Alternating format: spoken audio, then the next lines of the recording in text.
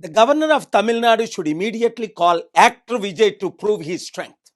He simply needs to know what happened in 2014 in Maharashtra then, when Fernandez governor was called to prove when he had much more seats were shot.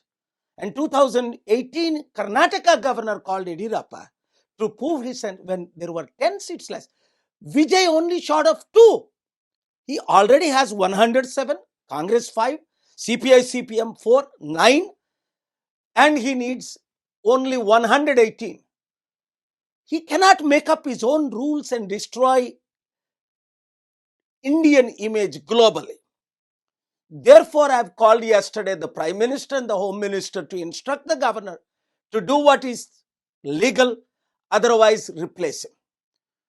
Remember when Prime Minister Narasimha Rao was the Prime Minister, he was short of 25 seats, but he ruled for 5 years. And then Vajpayee ji, a great gentleman, he had only almost 110 seats were shot.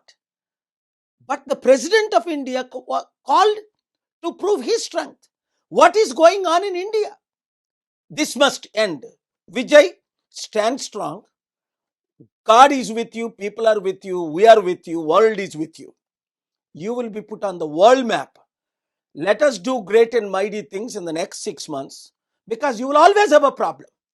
Because you are short of, when you are short of 2 seats, 5 seats, the VCK government is asking you Deputy Chief Minister post, cabinet post, and one of your seats, just for 2 seats. What a greed it is. People of Tamil Nadu, people of India are going to teach lesson to this kind of corrupt leaders. We will campaign and prove our strength. As I told you yesterday to many of my friends, చూడండి తెలుగు మిత్రులారా, ప్రార్థించండి. మన దేశం దిశ దశ ఎట్లా వెళ్తుంది, చాలా విచిత్రం. ఇప్పుడు తమిళనాడు గవర్నర్ విజయ్ని మరలా పిలకపోవడానికి షాకింగ్గా లేదా మీకు? 2014లో మహారాష్ట్ర గవర్నర్ ఫెర్నాండెస్ గవర్నమెంట్ని పిలిచాడు కదా, అప్పుడు ఎన్ని సీట్లు తక్కువ ఉంటే 10-15. అలాగే 2018లో యడియూరప్ప గవర్నర్ 10 సీట్లు తక్కువ ఉంటే పిల్లదా? విజయ్ ఓన్లీ 2 తక్కువ. అలాగే ప్రెసిడెంట్ ఆఫ్ ఇండియా వాజ్పేయి గవర్నమెంట్లో దాదాపు 100 సీట్లు తక్కువ ఉన్నాయి, ఇంకెక్కువ.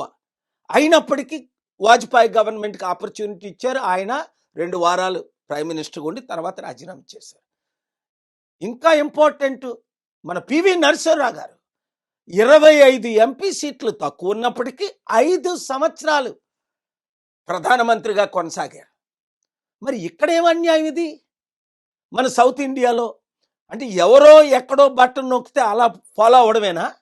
ఇండియా ఇమేజ్ని కంప్లీట్గా డిస్ట్రాయ్ చేయడమేనా? అందుకే ప్రజలారా, మీరే బుద్ధి చెప్పాలి. దాదాపు 32% తమిళనాడులో మన ఫాలోవర్స్ ఉన్నారు. క్రిస్టియన్స్ ఏంటి, తెలుగు ఏంటి, ఇంక యూత్ని కలుపుకుంటే దాదాపు 50-60%. 2 సీట్లు ఉన్న వీసీకే ఇప్పుడు విజయ్ని డిప్యూటీ సీఎం పోస్ట్ అడుగుతున్నాడు. 2 ఎమ్మెల్యేలు. ఎందుకంటే కాంగ్రెస్, సిపిఐ, సిపిఎం 9 ఆల్రెడీ మద్దతు ఇస్తున్నారు. ఈయనకి 107 ఉన్నాయి. మరలా 1 ఎమ్మెల్యే సీట్ కావాలట. ఏంటి డిమాండ్లు? అంటే ఎంత అవినీత! 234లో 2 సీట్లున్నోడు ఇన్ని డిమాండ్లు చేస్తున్నాడు. కనుక ప్రజలు ఏం చెయ్యాలి? ఏకకంఠంతో ఇప్పుడు వరకు ఓట్లు వేయని వాళ్ళందరూ మళ్ళీ ఓట్లు వేస్తారు. ఎందుకంటే విజయ్ని గవర్నమెంట్ ఫార్మ్ చేసినప్పటికీ స్మూత్గా నడపనివ్వరు.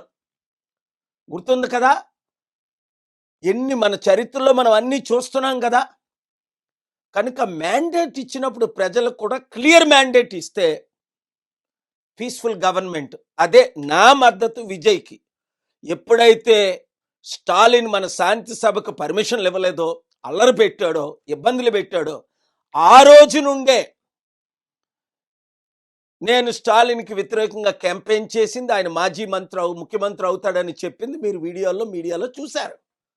శాంతికి విరోధంగా ఉన్నవారిని ఎవరినైనా సరే మనం చిత్తుగా ఓడించాలి. అభివృద్ధికి విరోధంగా ఉన్నవారిని రండి అందరం కలిపి విజయ్కి సపోర్ట్ చేద్దాం. అవసరం అయితే ఒక 3 నెలల్లో 6 నెలల తర్వాత ఆయనకి ఎక్కువ ఇబ్బంది పెడితే మరల జనరల్ ఎలక్షన్కి వెళ్దాం.